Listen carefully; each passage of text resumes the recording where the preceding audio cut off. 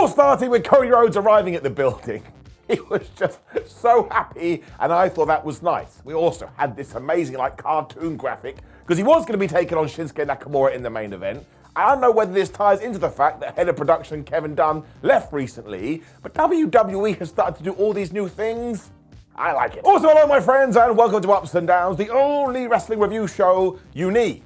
Unless you don't like me, and you don't like positivity. And these things are totally fine. Just leave a comment calling me a bald goober, and we can move on to whatever is next. But for now, let's up those downs. Speaking of this production too, when Raw started properly, Drew McIntyre was just in the ring. That's right, no over-the-top entrance. He had a microphone, and he was ready to go. He was also pissed off because he should have defeated Seth Rollins last week, but he got overzealous, and when he overhooked the leg, it landed on the ropes, when the ref had to go, I know you technically do have this match won, Drew.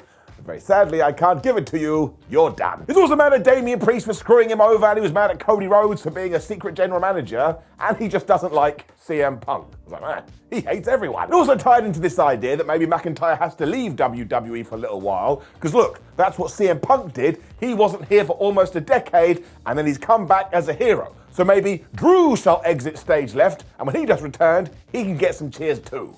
Damn right. Sadly though, I think he forgot what the wrestling rules were, because he had said CM Punk's name one too many times, so out came CM Punk. As we were in Portland, he called it Roddy Piper country too. That's why he was disappointed in Drew. Why aren't you wearing a kilt? Also, Roddy Piper was a promo guy, I'm a promo guy, but ever since I did come back to WWE, Drew, all you do is bitch, whine, and talk. I mean, that kind of is 50% of all wrestling is, but look, if you want to say something to my face, you can. That's when CM Punk literally went and chilled on the top rope. And he told McIntyre to have at it. Drew certainly took this opportunity as well, because this Scottish warrior went off. Because he congratulated Punk for being back a month, because this was way longer than he expected, to the point a bunch of the people in the back have been making bets on when CM will eventually implode. I was just watching this laughing. So many people are just being like, CM Punk, you're a goober. You just know eventually he's going to come back. He also accused Punk of being nothing but an attention seeker. And look, if we go back in the day, Drew McIntyre was there for round one of CM Punk, a dude who used to walk in the locker room and say, "Way, I'm the locker room leader." The irony is that at that point, McIntyre was desperate for some help. He was desperate for a teacher. And what did CM Punk do? Absolutely nothing, because CM Punk was threatened by one Drew McIntyre. Here we go. He also referred to Punk as a demon and a self-centered succubus. I was like, man, we're getting into this. And if we're talking about 2024, there's only one leader that WWE does need, and that's Drew McIntyre. Punk then debated this, and he was like, listen, as a leader, I led by example, and because you keep mentioning my straight edge side, why don't you join the straight edge society, and we'll shave your head right now? I was like, Drew, you should do it, it's great. He also compared their journey, because he was like, listen, Drew, if I hadn't have done what I did do in 2014, when your ass got kicked out of the company, maybe you wouldn't have made your grand return, and let's not forget, you were tremendous at that. I mean, it ended with you main eventing WrestleMania. Punk then made it clear that while he can be a nice guy, he can also be the devil himself, and that's why he is going to win the Royal Rumble and turn himself into this demon. I was so excited, because once again, you can see that he's ready to cook. Give him some eggs. Drew then shrugged his shoulders. He was like, big deal. So what? I've already achieved all of that. And let's not forget, when I became the world champion, it was in the middle of a pandemic. So I wasn't just doing it for me. I was doing it for every single fan out there. But if we're talking about right here, right now, screw those guys. I am going to do it for me. He then accused Punk of running away when times got tough, which is when CM was like, listen, pal, I'm going to get out the ring right now. Otherwise, I'm going to punch you right in the face. Before he did that, though, he reminded McIntyre that Drew ain't winning the Rumble, Seth Rollins ain't winning the Rumble, and I tell you what, Cody Rhodes isn't winning the Rumble, which was a very interesting line. But I've already told you, the person CM Punk thinks is going to win is CM Punk. Obviously. He always had such a good line, because he was like, because I am such a happy chap, I'm going to throw you out last, Drew. I was like, I really hope this is like Commando, and he's lying. This was just great stuff, though, and I have no idea what it means for the future, but now, yes, I want to see Drew McIntyre versus CM Punk. And even if we don't pull the trigger for like 6 more months, that's okay, because I can be reminded of this January confrontation. This was just good wrestling television. Getting it out. When Raw got into its usual routine, because here came the Judgement Day. And good. I love it. This is when we got yet even more new production stuff, because Finn Bálor was going to be taking on Tommaso Ciampa. So as Ciampa was walking to the ring, he cut a promo and essentially said 2024 DIY are going to win the tag team titles. If you kind of smell the air, I think they may do that at WrestleMania. Otherwise, it was Finn Bálor versus Tommaso Ciampa. And of course this was really good. You'd have to go to some strange universe where it would be bad. I suppose the only shame is that it didn't go longer, but always leave your audience wanting more. And when Bálor was going for the coup de grace, Tommaso turned it into the most devastating move in all of sports entertainment, the surprise roll-up. Didn't work. He then tried to go for his finish instead, but this is when Damian Priest was casting distraction, and because Johnny Gargano was out there, he was casting distraction too. When Damo was like, man, I'm done with this, I'm gonna throw you all through Alan the announce table. That didn't work because DIY helped each other out, but when Ciampa went to get back in the ring, Finn Bálor booted the ropes, so he essentially hit Tommaso right in the balls. So you would imagine, oh man, that's how Finn Bálor is gonna win. But he didn't. Because instead, he went for a suplex, and Johnny was like, well, I'm done with all these shenanigans. He grabbed Balor's foot, he fell down, and Ciampa just pinned him. I was looking around going, wait, did that happen? And where am I? Finn also stole this like his lunch money had been stolen, but I thought this was really enjoyable and a great way to kind of get DIY over, in the sense like, listen, man, we're good guys, but we'll do whatever it takes. That was a cool finish. Giving it up. Jackie Redmond was then interviewing Becky Lynch, and she was like, Becky, how do you feel about the fact you lost to Nia last week? I was like, why did it take you 7 days to ask this? Understandable, Becky was sad, but at the same time, she knew that if she got punched in the face, all her bones would break. But actually, look, here we are a week later, and she's still good to go. It also means she now is going to enter the Royal Rumble, and let's not forget the last time she did this, she wound up main eventing WrestleMania. Therefore, this isn't the end, but it's just the beginning. This is why you can have Becky Lynch lose, because all you need to do is give her a microphone, and in about 2 minutes, she will get herself back over. I kind of feel like she could win the Royal Rumble as well, so we will wait and see. When we got a mad payoff. Because last week, Giovanni Vinci was knocked out for real, and thankfully it sounds like he is going to be okay, which is when I presume WWE management sat down, they were like, well, how can we take advantage of this? And the answer to that was Ludwig Kaiser versus Kofi Kingston in a somewhat grudge match. But Ludwig was so mad about what happened to his tag team partner, he basically tried to kill Kofi. Oodalali. I mean, Kofi did fight back at one point, but when he went for a dive and totally missed, he got hurled into Barry Barricade. And this got so out of control that Barry was being used again, as was Rhea the ring post. Very sadly, my Rhea the ring post rabbit still hasn't arrived, so we stick with the Care Bear. Look how upset he is. He loves Rita. This got so out of control, though, that both guys got counted out when Kaiser took his thumb, rammed it into Kofi Kingston's eye socket when he hung him up over the simple steel steps, and he just smashed his face into these. I was like, oh my gosh, he's dead. Officials are also begging him to stop, and he cut a promo in the back afterwards where he was like, you took Giovanni Vinci's head, Kofi Kingston, so now I've taken yours.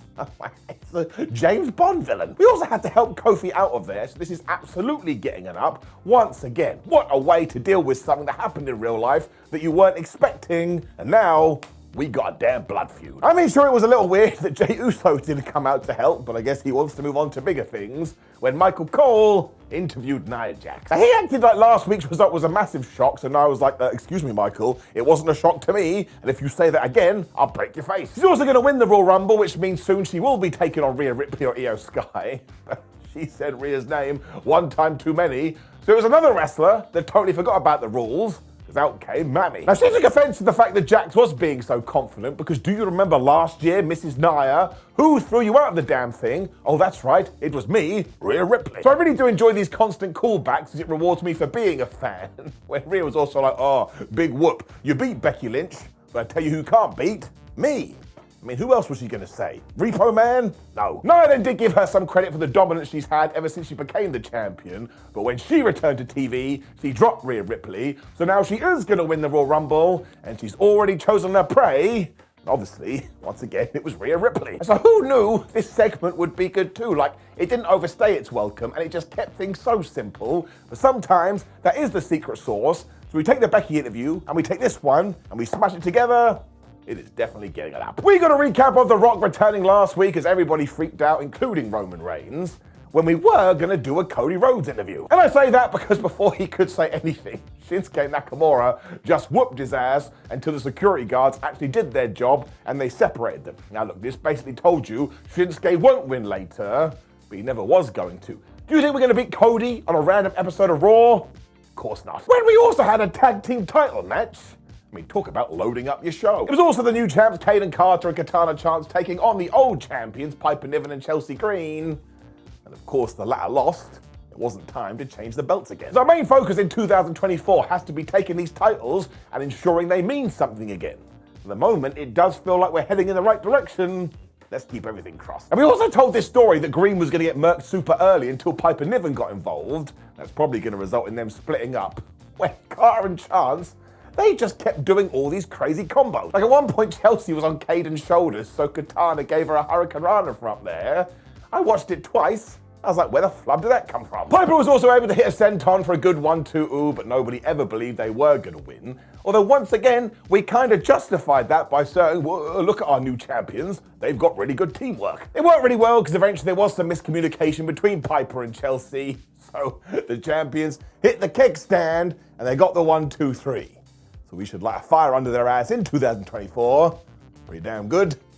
Which is when R-Truth was here and he had edited a lovely video, and I'm sorry, this was the best comeback of last year, and it ain't even close. Because it was a really over-the-top video where he even told us on the day he was born, he said to the doctor, I'm gonna join the Judgement Day, where we had a bunch of hilarious Photoshop pictures, and it ended with this like lovey-dovey photo, and underneath it said something like love, laugh, live. It was the best thing I've ever seen.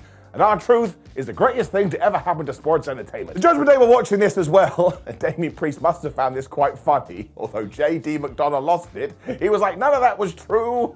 This is the best segment. For some reason, they were watching this on the oldest TV ever, though. You could have plugged a SCART cable into that thing, which is when Damien and Rhea Ripley fell out because Priest wants to go after Drew McIntyre, but Rhea's like, no, he's nothing to do with this. And he was like, oh, well, you went and made an enemy of Nia Jax. So I tell you, these two are not long for this world. Do not forget how great the new Finn Bálor character is as well, because he was so mad that he lost. He was all like, oh man, I'm going to beat Tommaso Ciampa up so badly, he's going to have to go to a hospital.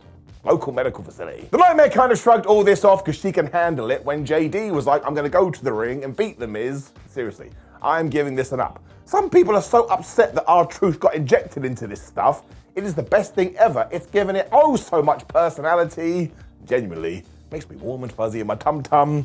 Goofy wrestling for life. When it turned out that JD McDonagh was totally wrong, because he got beaten by The Miz. R-Truth also turned up early on and JD didn't like that at all, although we did have Dominic Mysterio in his corner, who kept casting distraction.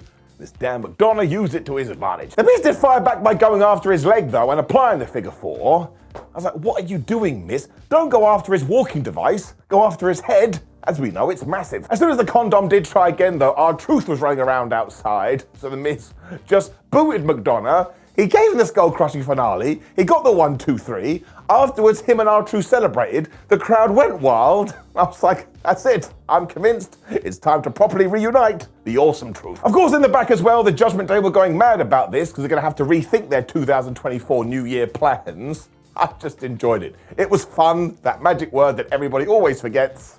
Giving it up. Our World Heavyweight Champion was here next. I was like, well, this is interesting.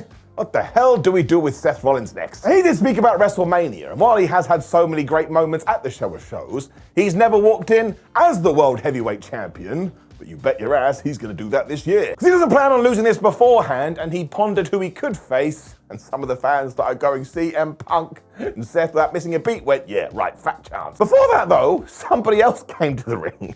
You're not going to believe this. It wasn't Veer. I know Veer likes to come all over Raw, but he did kind of tie in because it was Jinder Mahal who's back for another week. What? Now he went right in on Rollins and said, man, you're nothing but an entertaining clown. And what have you actually done since you've won that championship?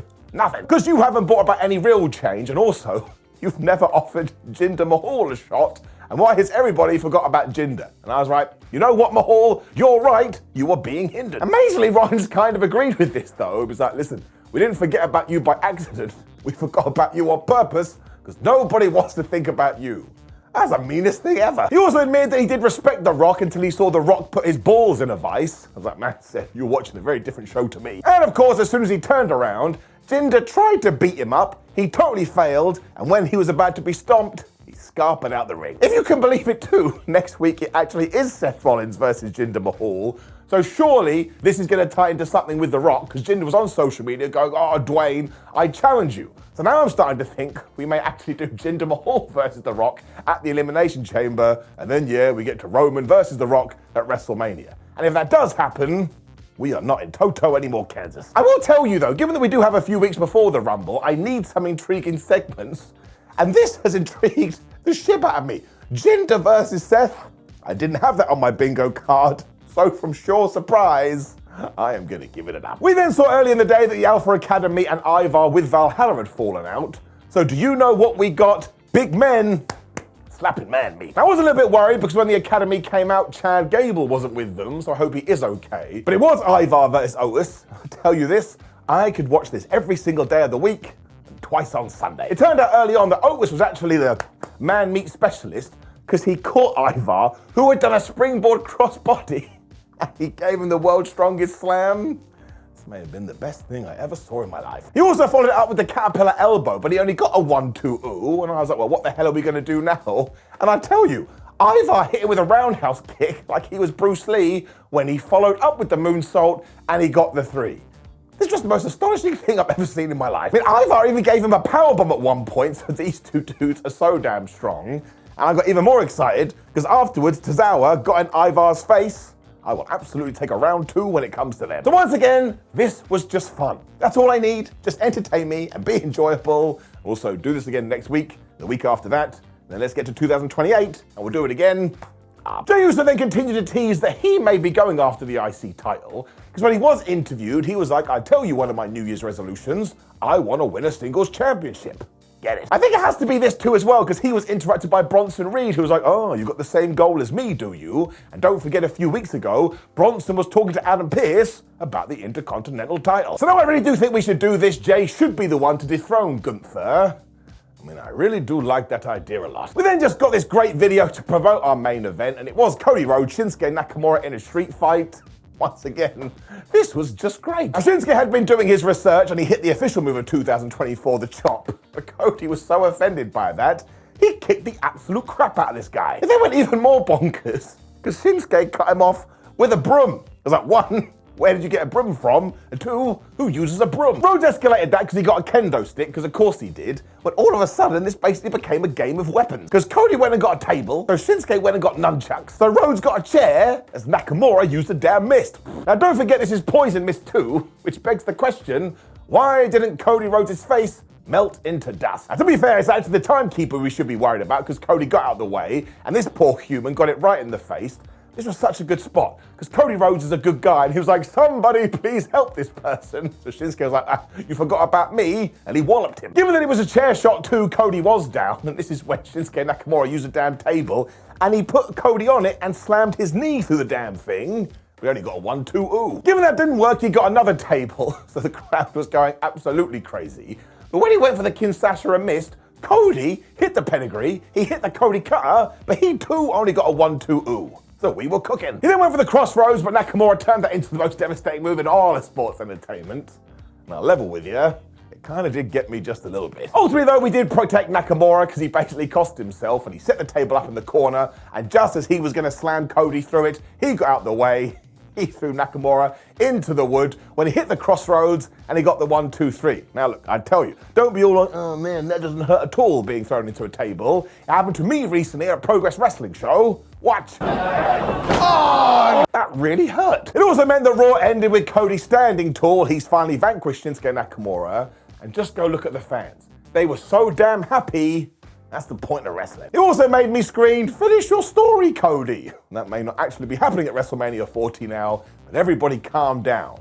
We'll have to let it see how it does play out. But as for now, it's getting an up. And once again, that is yet another Raw that's got all ups and 0 downs. And that isn't me saying this is the best Raw ever, but I actually thought it was very, very good. And I found myself invested from start to finish.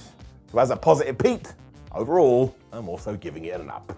I mean, what else? Also, please do click the video on the screen, which is ups and downs for AEW Collision, because as always, all of wrestling deserves to be reviewed, whatever that means. Like the video, share the video, and subscribe. Leave a comment below and say, Simon, you don't know what you're talking about, and I'll be like, hello, Mum and Dad, how are you? And I'll see you throughout the week, because I tell you, it's super duper busy. It always is. Let's just enjoy it. Goodbye.